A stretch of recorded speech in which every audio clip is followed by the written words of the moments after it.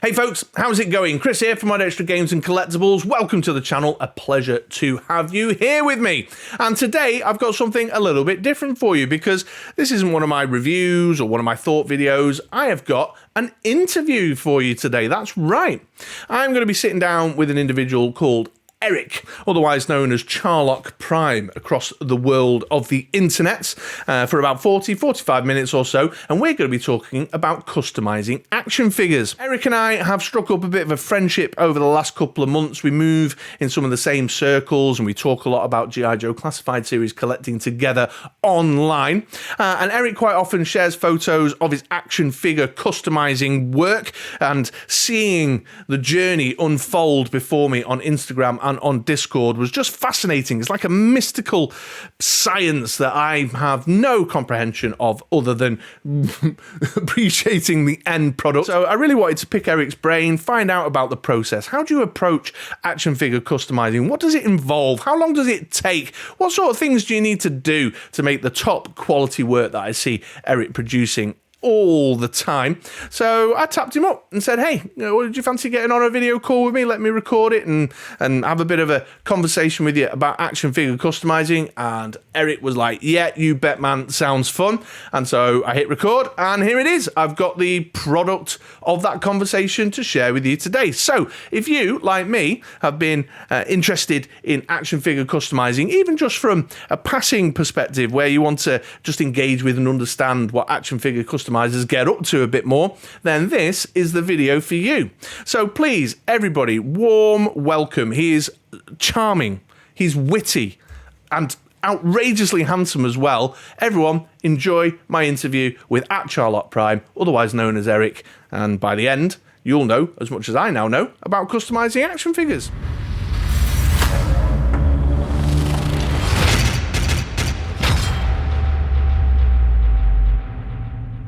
Yes, so here he is, folks, the aforementioned Erik, aka Charlock, who I've just given the big up intro. He doesn't know that, he's not seen the intro yet, but he's just had a big up intro from me at the top of the vid. Erik, thank you so very much for doing this. Welcome to MoDXtra Games and Collectibles. Thanks, Chris. It's nice to get a chance to sit down and talk to you outside of Discord. Well, absolutely. I mean, that's how Erik and I know each other. We're both quite active in a couple of sort of G.I. Joe classified communities is really where we tend to circle each other a lot. And we bump into each other on Instagram, over on Discord quite frequently. I'll have said this in the intro, but I'll repeat it for your benefit, Erik. The idea of customizing figures is absolutely fascinating to me. And I've always been curious about the process that customizers go through in order to kind of get to these incredible end products. I mean, I've seen your photos on Instagram and you share stuff on that Discord, and I'm like, man, that like the sort of studious labor and love that you go through in order to do it just really fascinates me. And so when you said to me, oh, I'd love to talk about this stuff, I'm like, yes, please do, because I think it's just an area of interest that any action figure fan can, even if they're not planning on doing it for themselves, they can engage with and take a look at some of the interest in that. So I'm really grateful that you've volunteered your time to come and talk to me about it today. Well, I appreciate that. No, you're quite welcome. It's my pleasure. We're going to get into one of those funny things like it's my pleasure. So we broke it. Erik and I have broken it down kind of into 4 key sections that we're going to cover off, and we're kind of chronologically going to follow the process of customizing an action figure. So without further ado, we're going to get ourselves into the first section now. Okay, so Erik, start of the process then. One of the questions that is always on my mind when I look at customizers such as yourself is, like, how do you decide when it comes to choosing what character to do, who it is you're going to try and create? What's the kind of contributing factors that help you make a decision around who it is you want to work on? Sure. So, well, just using the G.I. Joes as the biggest example, or the most recent example, there's always been, you and I come from the same time frame with the 3 3/4 inch Joe line, and so when Hasbro announced that they were going to do a 6-inch line, I was like, oh man, I got to get in on this, because if I don't, I'm gonna regret it. And of course, I waited it out a little bit and saw the figures come out and caught some reviews online, and I was like, okay, now I really have to pull the trigger. So I started buying, early on, buying a figure here and there and checking them out. And then I thought, you start to think, man, I really hope they come out with this character. And then, oh wait, I remember this one that I had as a kid, and that's really where I've gone with it right now. Is they're pumping out figures left and right on this line, and they do the announcements that, hey, this one's in the pipeline, or this one's here's a digital render of this character. So it gets my memory going, that nostalgia bug. Yeah. And it reminds me of these figures that I had as a kid, and maybe some of them aren't as well known or weren't as popular or warmed pegs, when we were kids. So they're not high on Hasbro's list. So that's kind of where I've started with that. Is the first one that I did was Lowlight, the Joe Sniper, and Popular character. Yeah, he was one that I had as a kid that I always thought, well, he's a sniper. He's got to be one of the coolest guys on the team, right? He's hunkered down in a tower, hunkered down in a tree somewhere. Never gets his hands dirty. He's a mile and a half away. But he always looked cool with that. He had these sort of red goggle visor thing, didn't he? And the beanie hat. Then he's got this rifle with this scope on it that's as big as his head.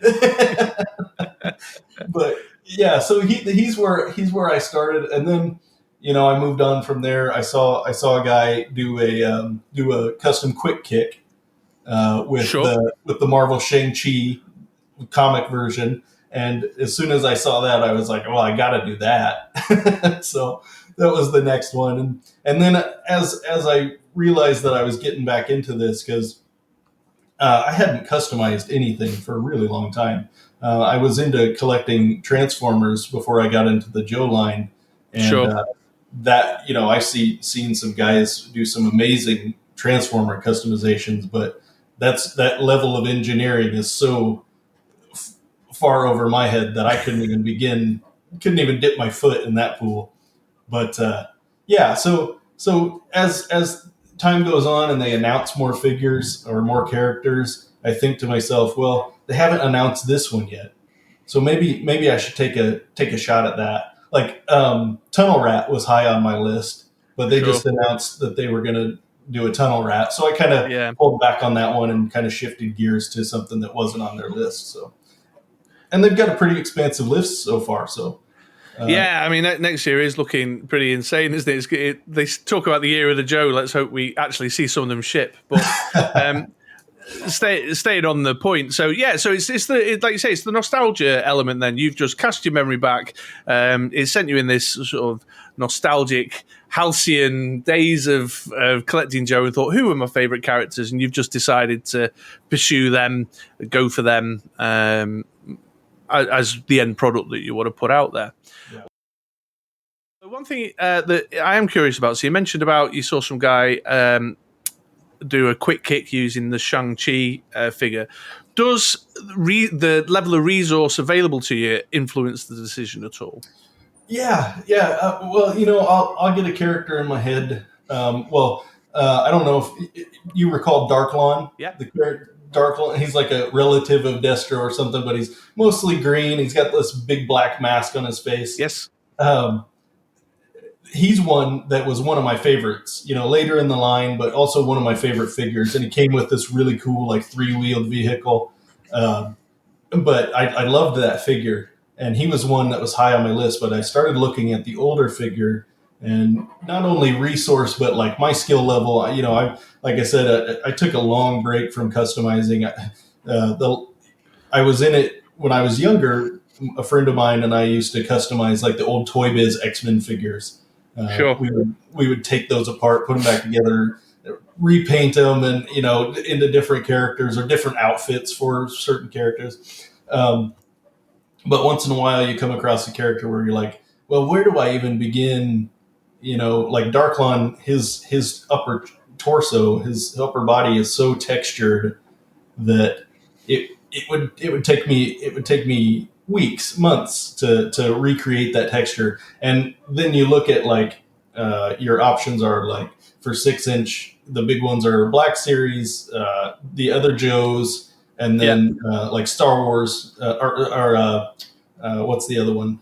Marvel Legends. So I start looking through figures, those figures from those lines, and Black Series and Legends are such huge lines now that it's almost impossible to know. I would be surprised if even somebody that collects them has like an encyclopedic knowledge of what each character looks like or each version of each character. But so I kind of go through characters that I think, well, maybe that would work, and then I look at their figure. If it works, it works. If it doesn't, it doesn't. And Darklon's one of those. He's been elusive. And again, I've seen that one other customizer for classified line that's done a Darklon, and he went as far as to texturize just a bare torso. Like he took like Zartan or something like that, and took a hobby knife and textured the entire torso on his, which is amazing. The end product looks fantastic.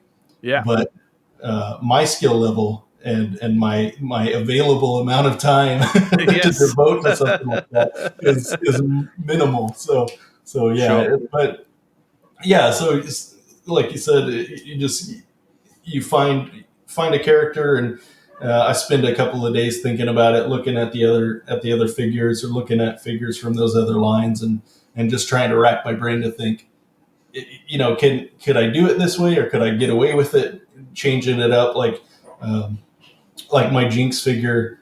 She's not traditional Jinx. The original Jinx, she kind of had the full body knee, and I just kind of went with the Akiko movie body, and she's actually right here because I just finished her. I know I posted some pictures of her. There she is.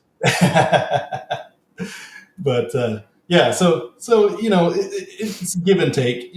How accurate to the original figure do you want it to be? Do you have some room to move, a little bit of room to play, little creative license?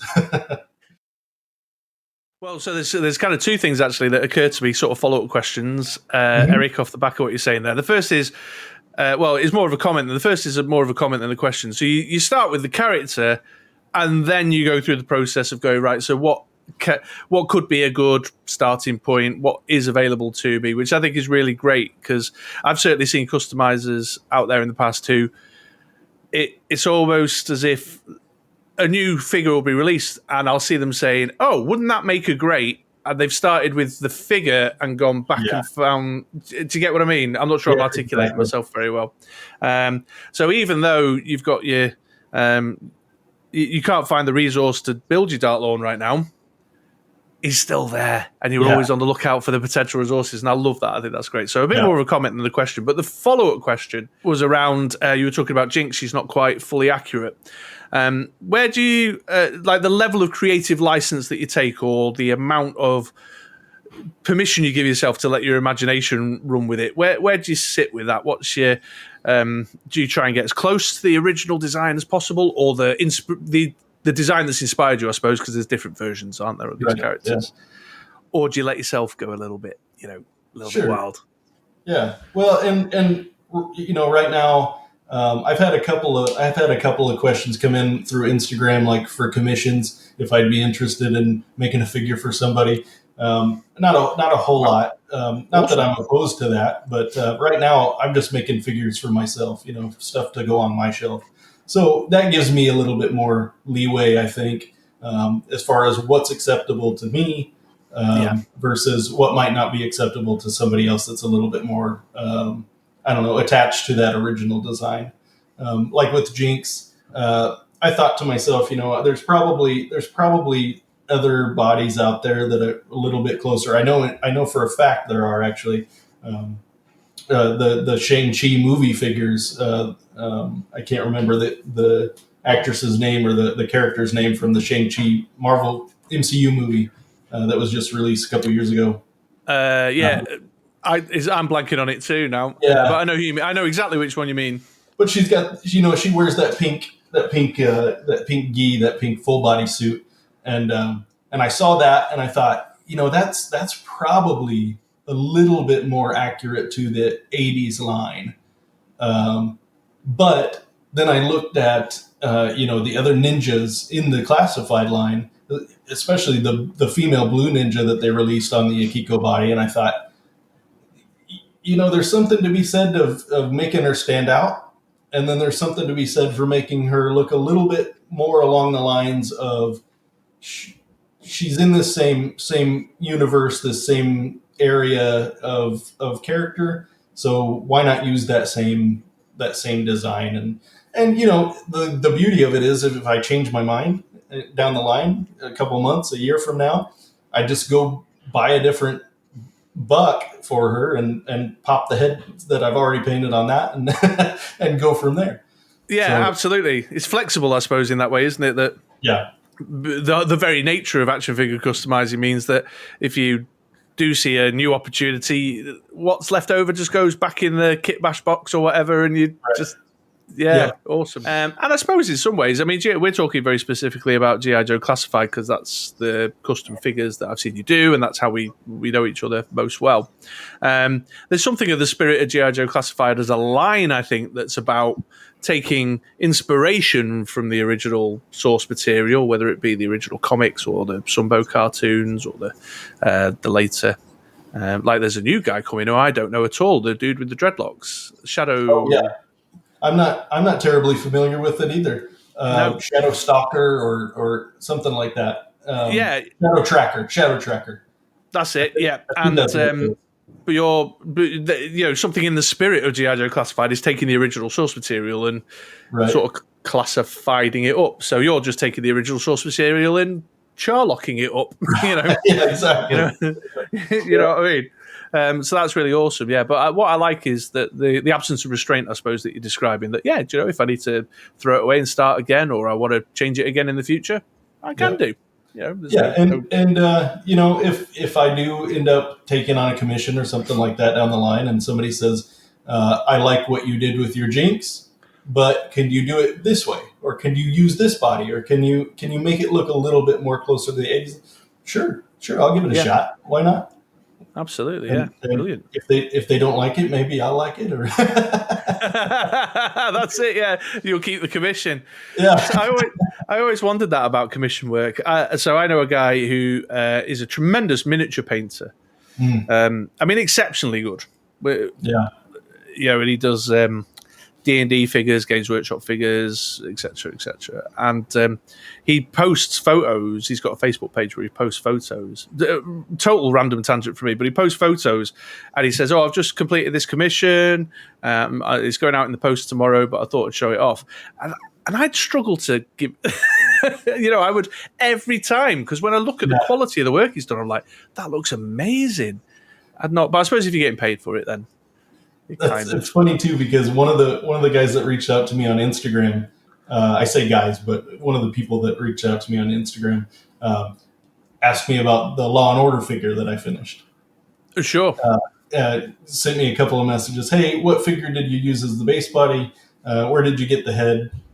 Where did you get the dog? I told him, where I got my stuff, and I painted it with acrylics and it's varnished and all that stuff. And he goes, "Well, are you going to do another one, or would you be interested in selling that one?" And I for a second I thought, "Oh, well, I guess it depends on how much would you want to pay for it." But at the same time, I was like, "No, I don't want to sell it." No, absolutely, yeah. Yeah, because it has been, I used the phrase labor of love earlier. It was your own kind of labor of love around it. Yeah. I do always wonder. Yeah. And I've gone into it. Gotten back into this with the mindset that I'm just making stuff for myself. Like the other one that I got questions about was the ripcord. I used some parts from some fairly well-known modelers online, like Don Man Art and Thanatos Unlimited. They're parts generators, basically. They print parts, but Don Man Art creates the 3D models, and I use some of his stuff, and it has a gridiron props helmet with the tube that goes down into the the web gear, and it turned out great. There's a couple of things that I'd probably go back and change, but again, I got somebody sent me a message after I posted it on Instagram and said, "Man, I really liked what you did there. Would you be interested in selling that?" And I was just, oh gosh. No, it's mine. I can't let it go. Yeah. Something you mentioned there does lead me quite nicely onto my next question, Erik, because one of the things I was curious about was, you mentioned about using third-party modelers or gridiron studios who do great stuff, although for me in the UK, far too expensive to buy and ship over here. Yeah. It's quite costly, expensive in the first place, but it's by the time you throw in the shipping. Anyway, you're sourcing of parts, you're moving into that kind of area of the process. So you've decided on a character, as you say, you've done a bit of research, you had a look around, got your kind of base figure ready to go. What's the next step then?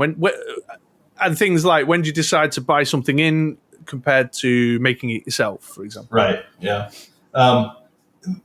So I'll start with the easy decision. So there's a surprising number of people on eBay that are selling figure fodder, custom fodder. Sure. There's a couple of folks on there, a couple of stores on there specifically that I've saved because I've sent them messages, bugged them about this, bugged them about that. One in particular in the States, his name is Godfather's Toys, and right. He sells parts from every line you could think of. Every 6-inch line you could think of, he's got parts. He buys the figures, or I assume gets them somewhere, in bulk. Takes them all apart. I mean, breaks them down to every little bit and piece that he can get off of that figure, or he doesn't, or he'll take the feet and the hands off and the head off and sell the buck. Or you can find. I mean, his store is extensive, but I bought bulk parts from him. Just things, because he usually gives you a discount too if you buy 5 or more, or something like that. So I'll just, that's the other problem is I'll start going through his store and scrolling down through these parts, and I'll think, like you were mentioning earlier, hey, that might be a real good part for a figure if I decide to do a. So you're buying in advance on the off chance that you. and then you realize you just spent $75 on parts of figures, loose limbs and things. But. So usually it's like that, and then like I have a box of, like you said, a fodder box on my desk here that's chock full of bits and pieces that I got from different figures, or my sons and my daughter like to buy figures now too. So if they're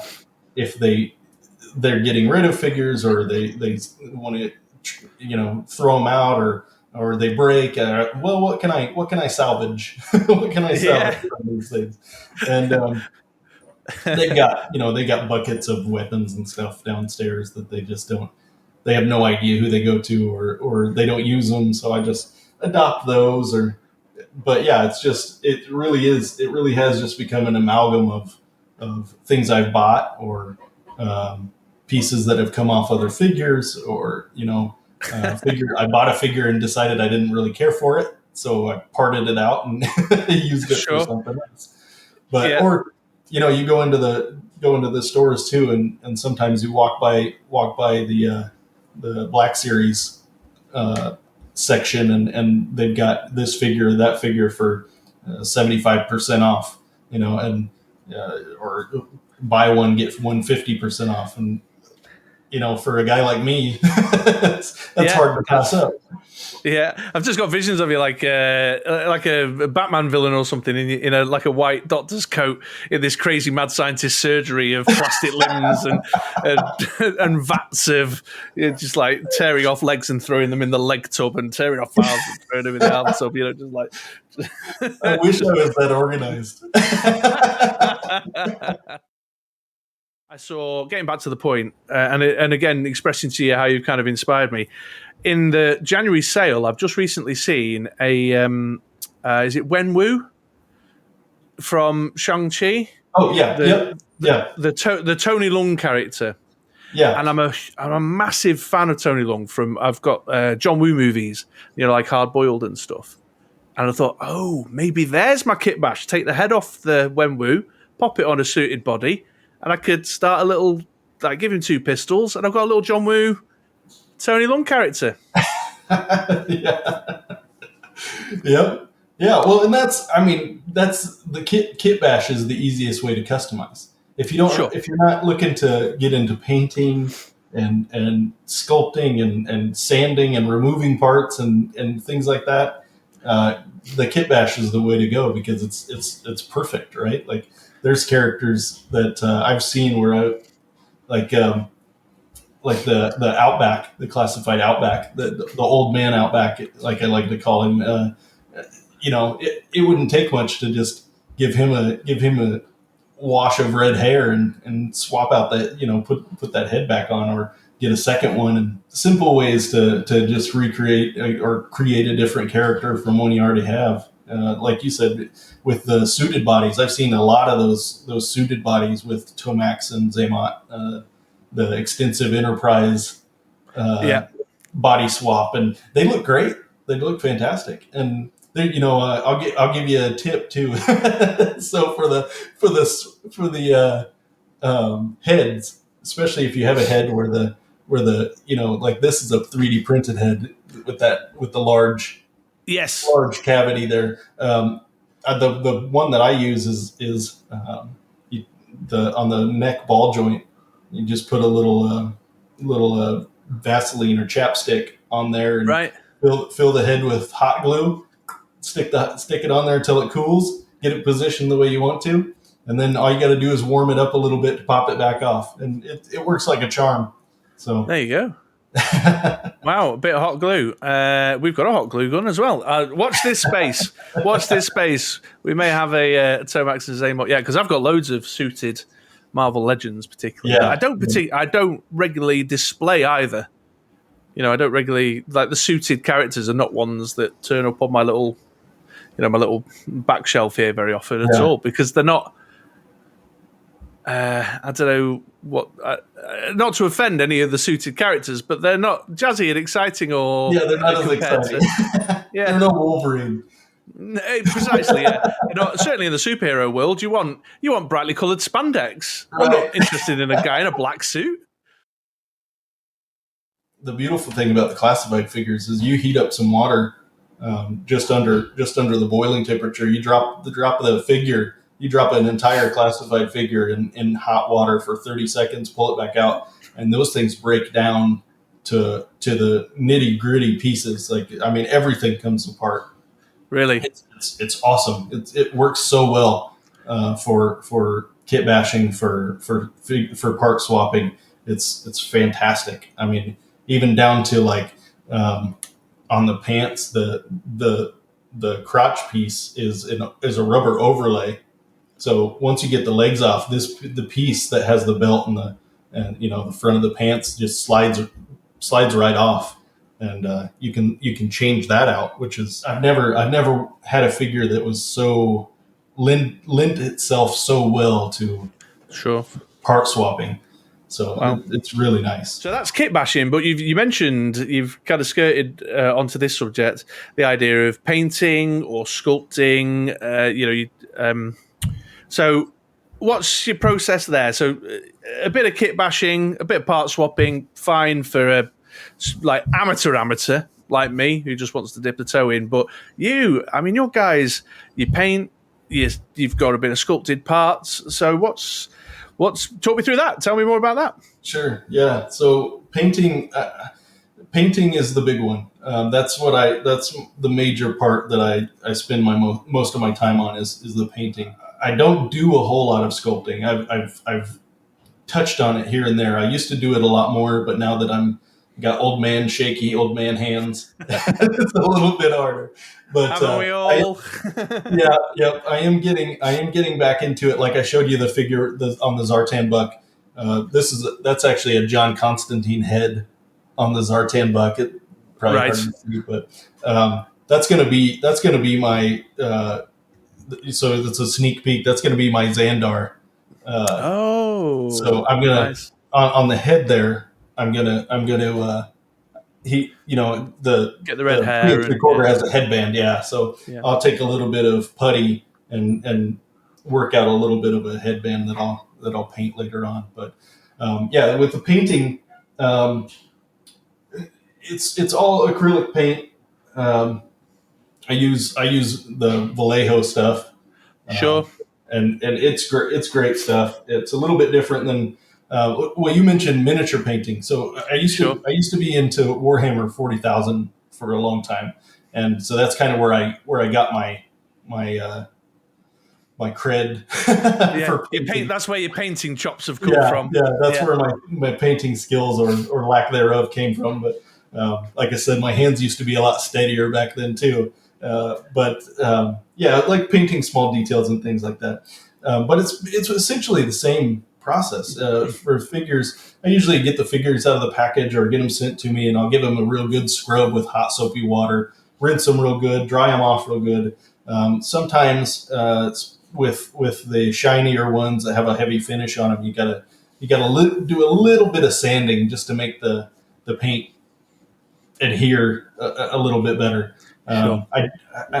One of my sins is I don't prime. I don't use any kind of primer most of the time. You gotta get that airbrush out, man. Gotta get that airbrush out. Give me yeah. But a lot of guys do. A lot of guys do pull them apart, like I said, down to the nitty gritty and prime everything.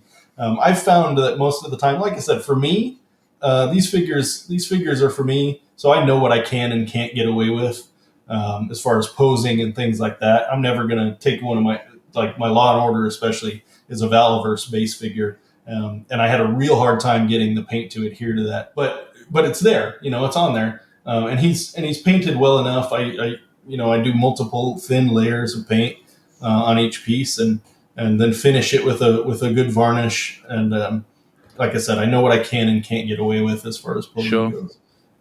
But yeah, that's usually. I mean, that's the biggest part. That's where I spend most of my time is applying the paint.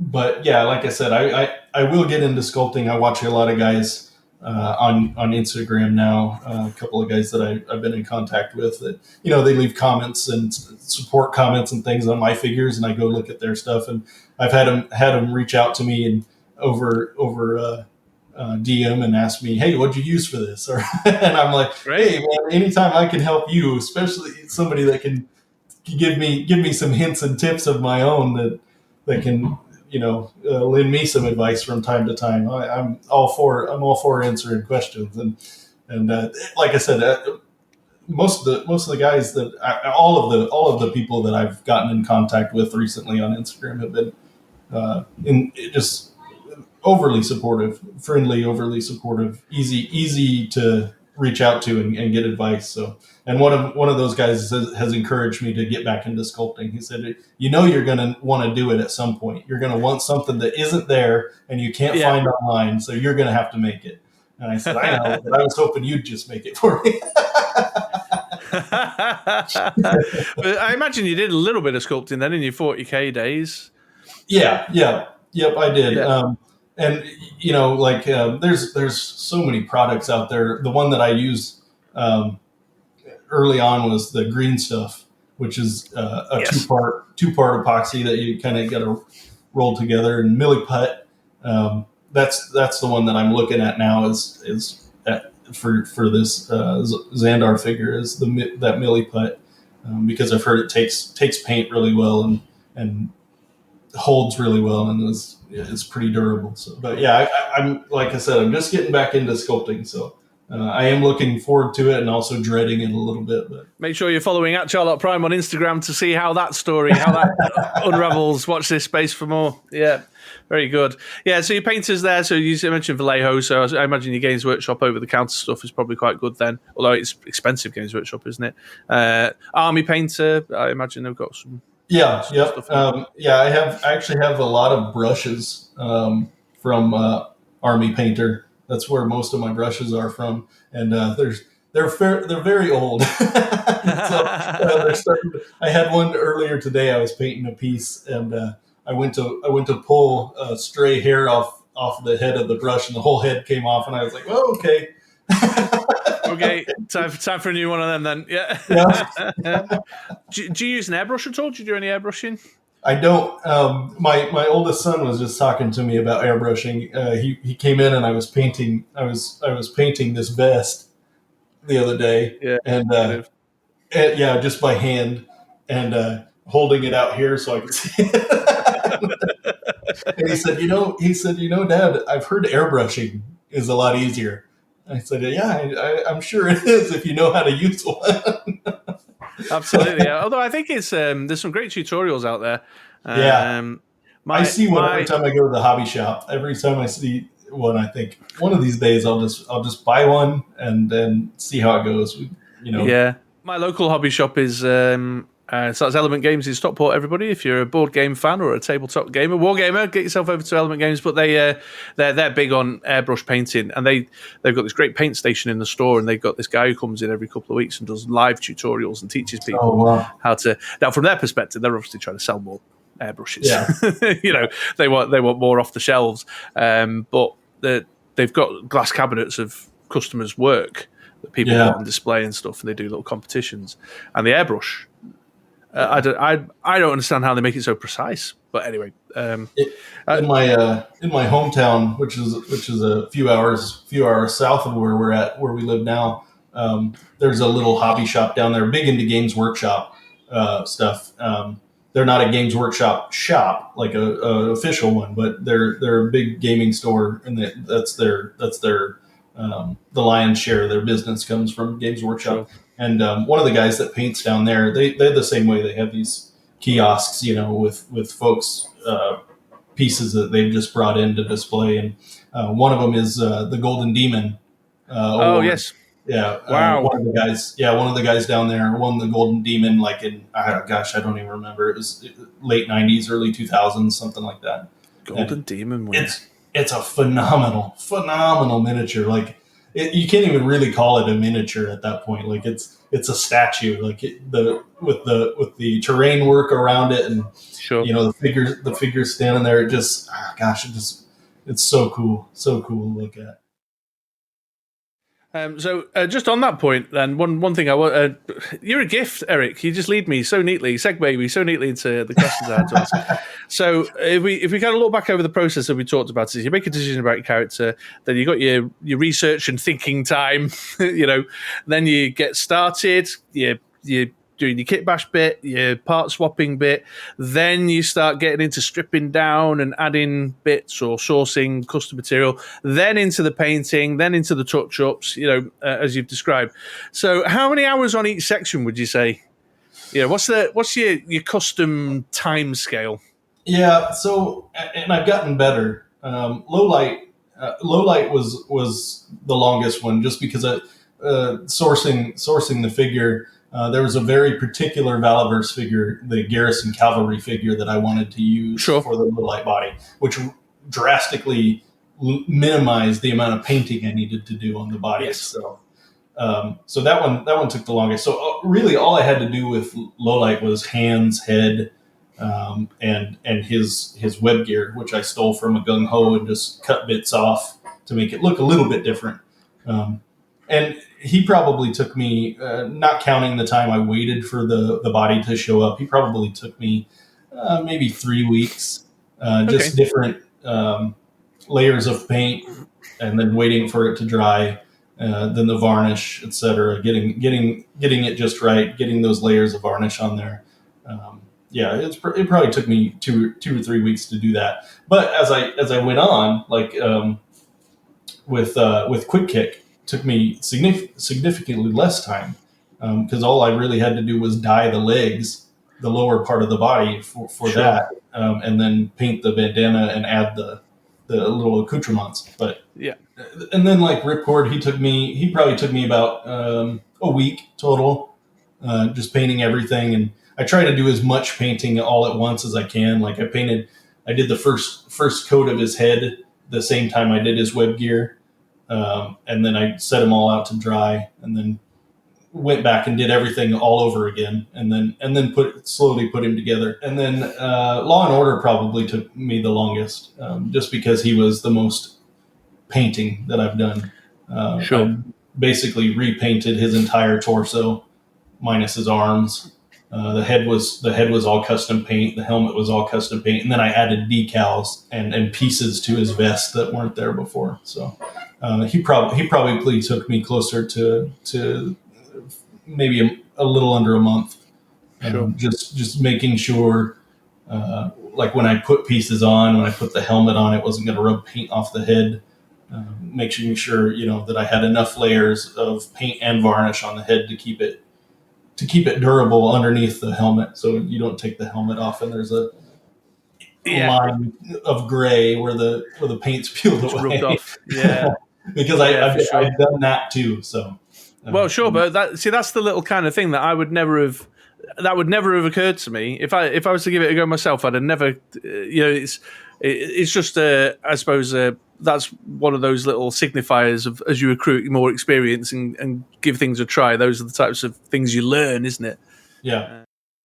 Which leads me nicely to the next thing I wanted to ask you, because if you've mentioned a few lovely little nuggets of hints, tips, suggestions as you've gone along, things that you've discovered through your experience. But if somebody was watching this video today and they were like, this sounds really interesting, I want to give it a go, I'd love to have a crack at this action figure customizing thing, what would be your couple of top tips, your little nuggets to get them started? Find, like you mentioned a couple of times, find a good source of figure fodder. If you can find a good source of figure fodder, there's a lot of good folks out there on, like I said, like on eBay, that will sell bulk lots of figures or pieces of figures, and you get a good price on that. There are also the other side of that. You go out and you want to buy a $3 piece and they want to charge you $12 in shipping. It's like, and then you order you want to order 2 or 3 parts from them and they won't combine shipping. Like you just have to wade through that mess and find somebody that's a little bit more easier to work with. That's a good one, because you're gonna need an endless supply of parts and pieces as you go. Like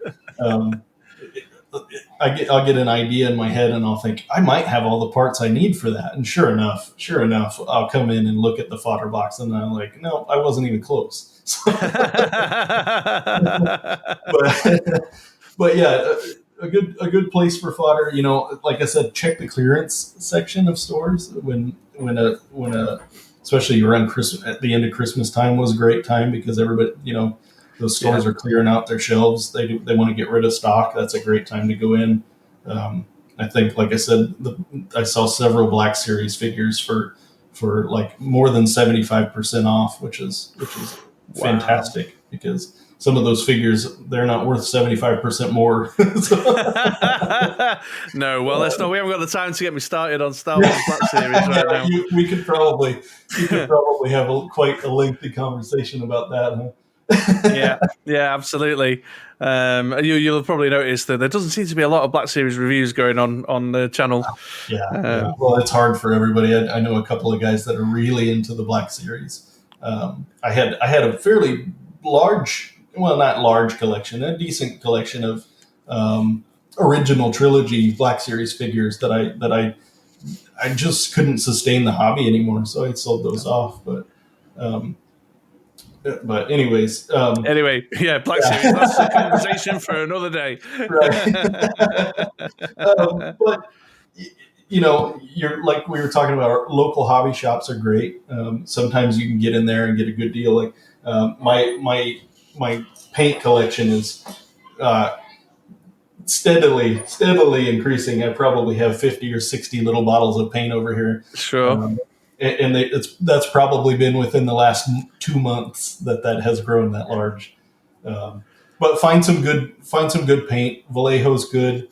Testers is good. A good varnish. Vallejo's varnish is good. It's a little gummy. It takes a little longer to dry, but something like Testers has like a spray lacquer.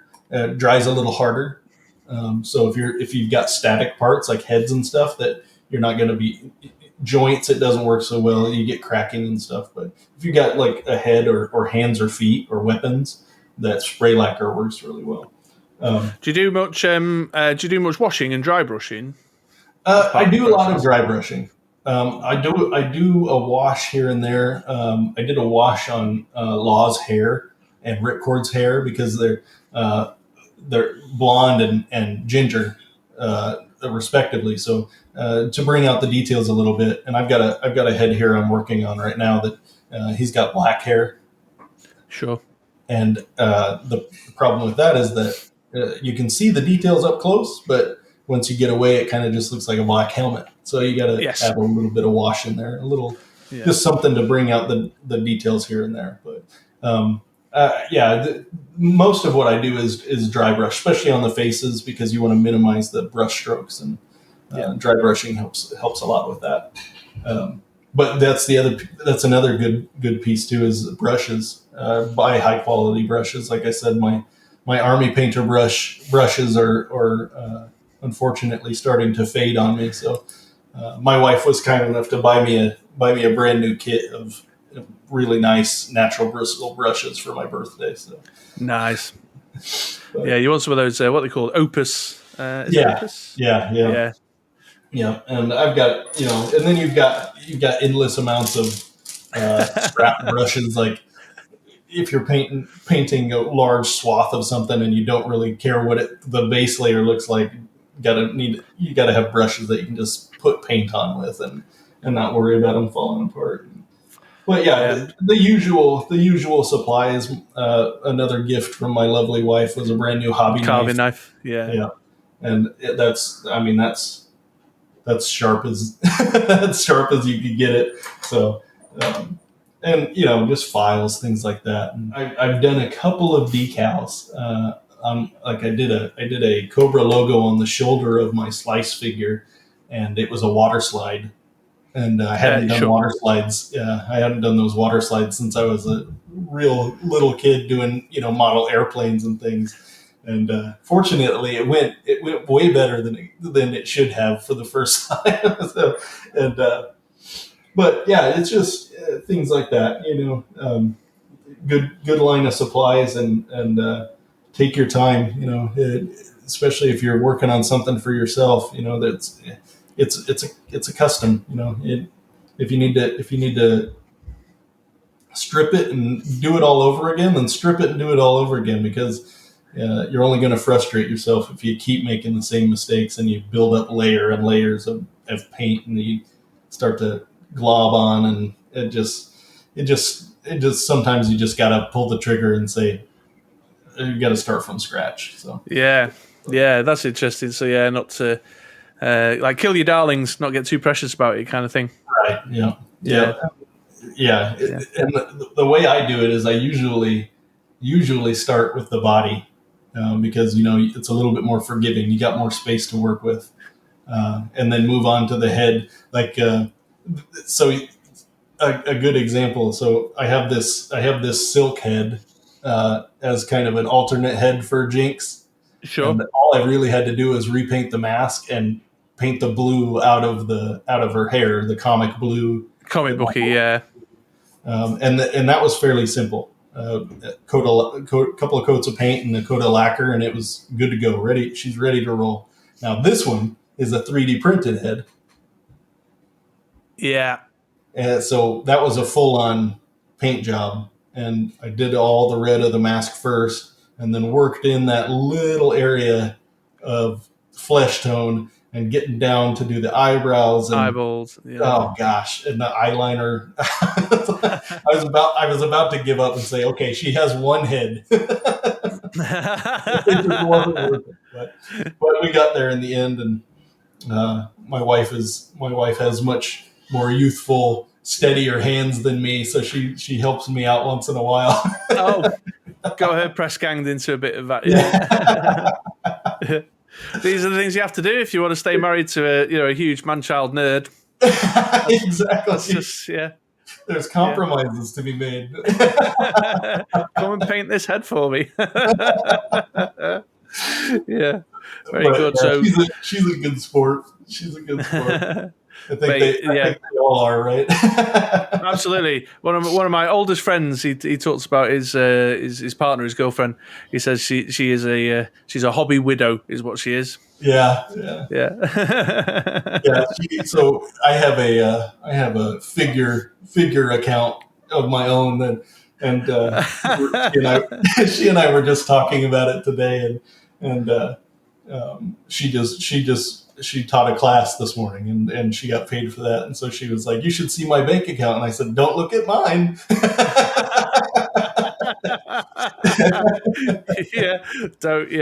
That's not territory that we need to. So, we've got don't ask, don't tell rule. Oh dear. Well, very good, Erik. We've been together for a long time now. I know we've spoken quite a bit before we started recording, so that's kind of all my questions asked, and I'll start bringing us to an end. But of course, before we finish up, I'll ask you: is there anything that you know? We may only have 10 viewers. We may get hundreds. Who knows? But is there anything you'd like to say to those who choose to watch this video? Anything? Any final thoughts from Charlock Prime to finish us off? It's been great talking to you, Chris. I've been looking forward since we chatted about getting together and chatting. So I've been looking forward to it. But to lay a little praise your way, I love I really do love your channel. I'm not just heaping praise for the sake of being on here either. Stop. But it's been cool connecting with you. It's kind of it was kind of funny because I found your MoDXtra channel. Yes. And started leaving comments here and there, and you'd respond to the comments, and I was like, "Oh, this guy's pretty cool." So, and then we were on the Discord, and I think you mentioned something about who you were, and I was like, "Oh, no way!" I mean, what was that? That was months ago, right? I mean, well, probably longer than that. Probably, certainly. It's been a while now, but it's been a long time. Yeah, it's I'm not, to my shame, one of the things I'm not very good at is the self promo thing. So I don't like to. So when I'm in a Discord group, I like to just be in the Discord group because I want to be there and talk about. We know each other from GI Joe Classified, but it's the same in other Discord groups I'm in. So I'm not one for spamming links or in the Facebook groups I'm in. But I think I should do more of that because I see others.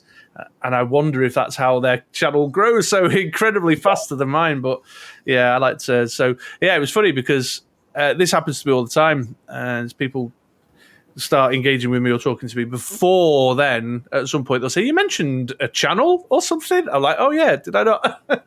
I'll give you the link. So it's kind of funny, but it just goes to show how small the community truly is in a way. Even though it's massive, it's kind of. Yeah. Well, thank you for your kind comments, sir. I appreciate it. Of course. No, like I said, it's not just blowing smoke either. I really do enjoy what you do. So keep it up, and I really appreciate you having me on. There's no precedent for this. So no, you've done. It's the other way around, man. You've done me the solid. But all right, guys. There's more from Erik. Go on, Erik. No, I was just going to say thank you for mentioning the Instagram. That's where I spend most of my time posting pictures. I'm going to try to do a little bit more photography coming down the road. I'd like to take some of my stuff outside and do some pictures, some of my Joes, and just for fun's sake, not to advertise or anything. But like I said, I'm not really selling any figures right now. But if somebody happens to see something they like and wants to hit me up, that discussion can definitely happen. But great. So that's at Charlock Prime on Instagram.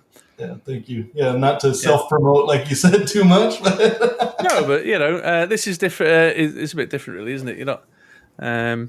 But everyone, check it out. I love Erik's Customs. I've been following his work on both the Discord channel that we've already mentioned and his Instagram. It's tremendous stuff. It's lots of fun. It's been great for me to have an opportunity to kind of dig under the surface of, I see you show your little half-completed figures and look at how far I've got and stuff. And now I've had that extra picture. And I hope this has been useful to viewers out there who are curious about that too. So, Erik, thanks so very much for taking the time to speak to me today and let me record you talk to me. Thank you, Chris. I've really enjoyed it, my friend.